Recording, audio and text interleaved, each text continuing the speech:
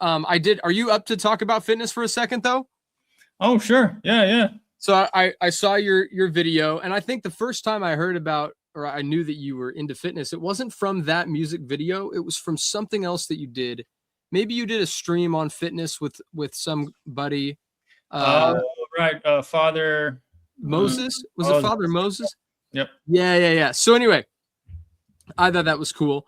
Um, I love talking about fitness. I think it's incredibly important, and so I wanted to ask you about it as a.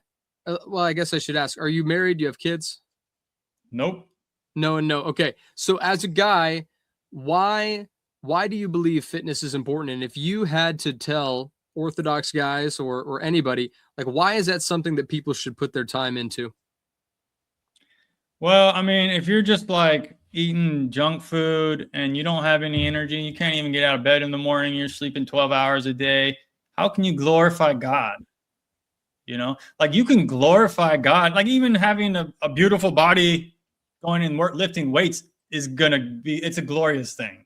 That glorifies God. Being healthy, being strong. You should be strong. You should be able, if you want to have a family, be able to defend your family. Um, I recommend that people work with their, honestly, this is what like the monastic fathers say, work with your hands. This is what St. Paul says, right? Work with your hands. I recommend men go and learn a trade, work with your hands. You're not sitting in a desk all day in front of a screen. That's not healthy for you. It's not good for your eyes, not good for your back. So I think health and don't even, I could talk hours on eating and supplementation and all that. I'm into all of that stuff.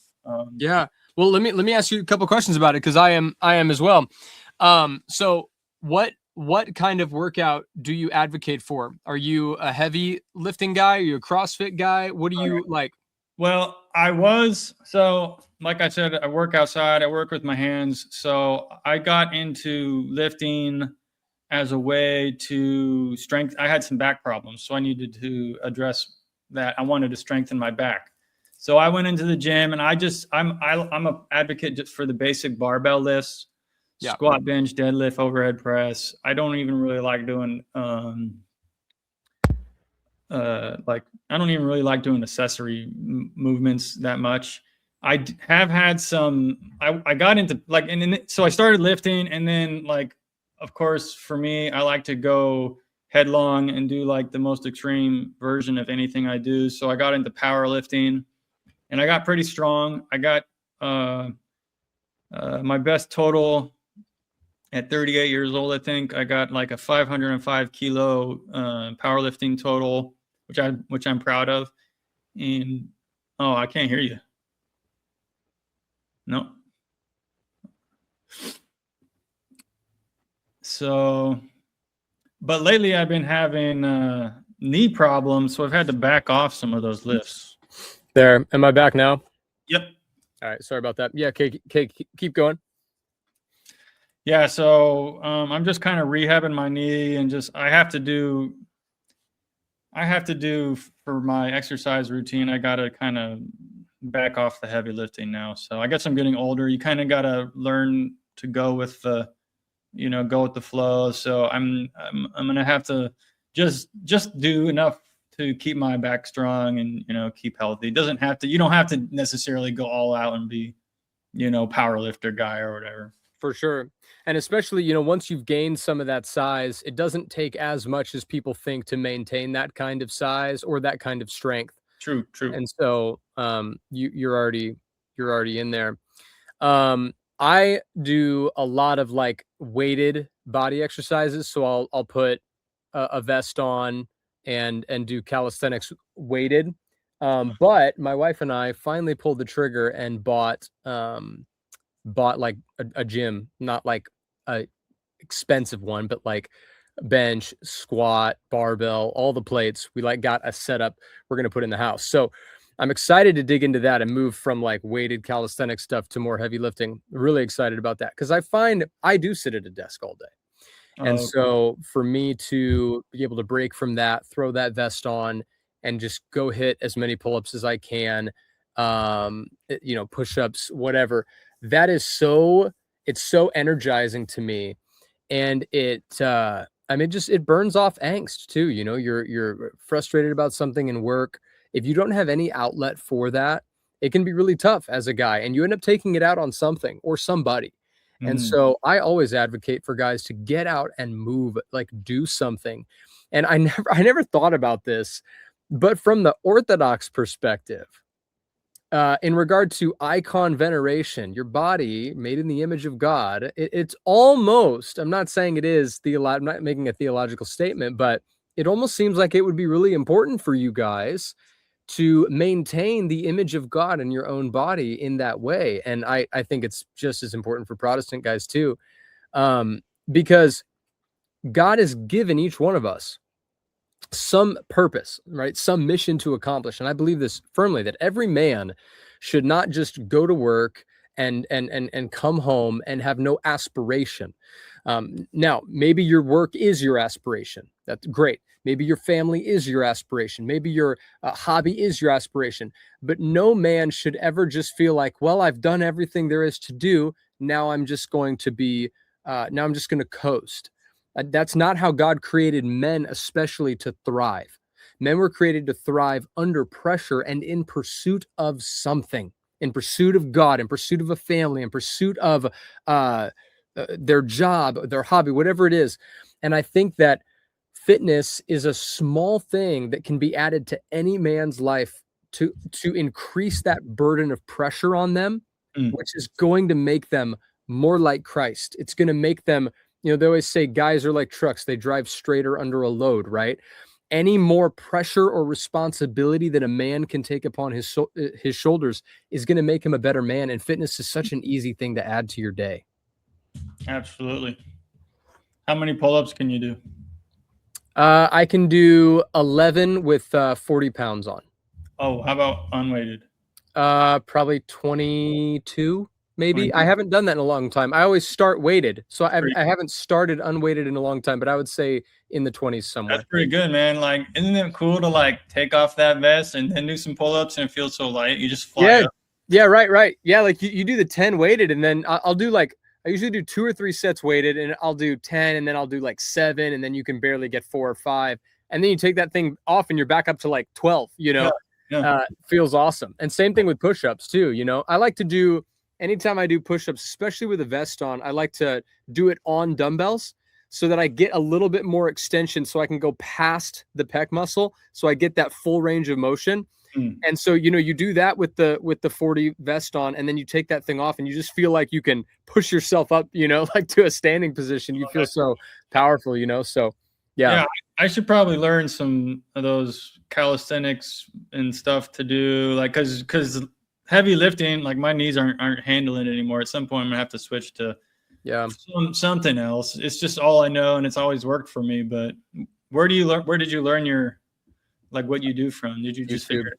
Yeah, just YouTube. Kind of figured out what to do, and I like things will change when we get the gym set up. I'll probably start trying to lift heavier, but I basically just took what the powerlifting guys teach, which it's really basic. I mean, it like you want to stay roughly in that 6 to 10 rep range, you know, roughly, and you want to be doing each muscle group twice a week, and like there's some general rules that you follow. So I just took all that information from those guys and I just applied it to the calisthenics world. And so anytime I can, you know, if I can get more than 10 pull-ups with the vest on, now it's time for me to add weight to the vest, so I stay in that range, you know, and it's been good. Now, what about supplements? So I do protein and creatine. That's as far as I go. What do you do? You do whey? So, Yeah. Those are good ones. I mean, I would recommend those to anybody. I do, man. I take a handful of supplements. Most of them given to me by my doctor. Yeah. I'm also a big proponent of vitamin C. I buy vitamin C crystals by the bucket, and I take 20 grams a day, and I've been doing that for many years. Think about that. That's like, if you had to take pills, that'd be like taking 500 milligram pills a day. Yeah. So I just mix it into my water and drink it throughout the day. I'm a believer in vitamin C. Wow. Wow. Now, my wife, she's a little bit more on the supplement side, and she's more knowledgeable about that side of things than I am. She takes, um, let's see, she takes liver, cod liver and beef liver. She takes a beef organ supplement too, and then she also takes, what's the other one? Oh, she takes collagen, and those have been really good for her. I haven't done any of those yet. I probably should. Have you ever done liver? Has that ever been something that you found important? I don't do a liver supplement. I'll eat it from time to time. Yeah. I think you can get by. It's like a superfood. It's got a lot of vitamins in there, vitamins and minerals. But I don't think you have to take it every day necessarily. You could just eat it. Because like if you're gonna eat a whole cow, right? If you're gonna buy a cow, you're only gonna eat liver like once. There's only Right. one liver Right. in there. So I think just throw it in to your diet once in a while is a good thing to do, but I don't think you necessarily have to take it every day. But I do think collagen is a good one. I will put a scoop of collagen in my coffee, stir it in there, and this dissolves. It's protein. It's good for your gut. It's good for your skin, hair, nails. It's tasteless, odorless, and it's like an easy way to get in easy to digest. It's like pre-digested basically. They're peptides, so you don't have to. They just basically get absorbed right away. So I think collagen's a great one. Yeah. What do you do macro wise? I'm sure when you were powerlifting, you were trying to eat at least 1 to 1.5 grams per pound of body weight. What do you do these days? So right now I'm doing a ketogenic diet, and this Okay. is a medically prescribed thing that I'm doing for mental health. Yeah. And so what is it called? It's a modified ketogenic diet. Okay. So I eat 1 to 1.5 ratio of fat to protein and carbs combined. So I'm eating, it's a lot of fat. Yeah. Is it animal based? No, I'm not carnivore. I've done carnivore before, and it was too much protein. Sure. And it wasn't good for my digestion, and it wasn't good for ketosis either. So Yeah. I added back in vegetables. I ate a lot of vegetables. I cook vegetables in fat. I get all my fat, and then I'll have a protein portion. So Okay. that's what I'm doing. Okay. Very good. What do you on the keto diet? I'm sure you're familiar with Ben Bickman. No. Okay. Well, he is a huge proponent of keto diet, but also carnivore diet. I think that's his bigger thing, and his whole brand. And he's very knowledgeable, really reputable in the space. Is all about sugar intake and about type 1 diabetes, and specifically then targeting that toward women who have I can't think of the condition, but it's what they call like pre-diabetic. Anyway, and so that's been a huge thing, like in our family, and my wife has done such a great job with this of taking out processed sugars of almost all kinds. If we're going to get our carbs from something, I eat a pretty carb heavy diet. So I would be very opposite you. My diet's very carb heavy, but we try and get those carbs in through appropriate sources, and so she tries to make like sourdough bread, for example, so that we can have something that's easier on the digestive system. We get it through, if we're going to have like real sugars, it's going to be through fruit, but otherwise it's going to come through a grain of some kind. And so that's been a big switch for our family. Now we still have treats and we still have some candy every now and then, but by and large, the diet, at least for me, is pretty heavily carb from good sources, and then I get my protein, and the fat kind of is whatever it is. But I used to do a diet that was way heavier on fat. I think I was under 60 grams of carbs a day, which for you, that's probably not low. You're probably way lower than that. But for me, that was super low. And you can notice when the brain switches to running on ketones. It's incredible. And I'm sure you know this better than me. But when I would switch to that kind of diet and my carbs were below 50 or 60 a day, you can feel the energy source like switch, because you realize like I should be tired now, but I'm not. And you have like this drive to complete tasks. Your mind is clear. It's incredible. And I've since left it because I like the carb burning energy source better for working out, and it seems to keep me a little more stable. But all that said, there's enormous benefit to being in ketosis. Yeah, some people are more sensitive to it, I think, than others. Like I have trouble noticing like if I'm in or out of ketosis, but I can feel when I'm higher in a higher level of ketosis, I do feel a lot better. Yeah. But the most difficult part of I think switching to a full ketogenic diet was the workout. You know, like at first I wasn't even able to finish my workout. So I would, I tried eating fruit before I went to my workouts, and that would kick me out of ketosis. It would get me through my workout. So learning to actually get through the workout without having to eat carbs, that was like one of my biggest hurdles to successfully getting into a continuous state of ketosis. Yeah. Do you take any kind of ketone supplement to go with it?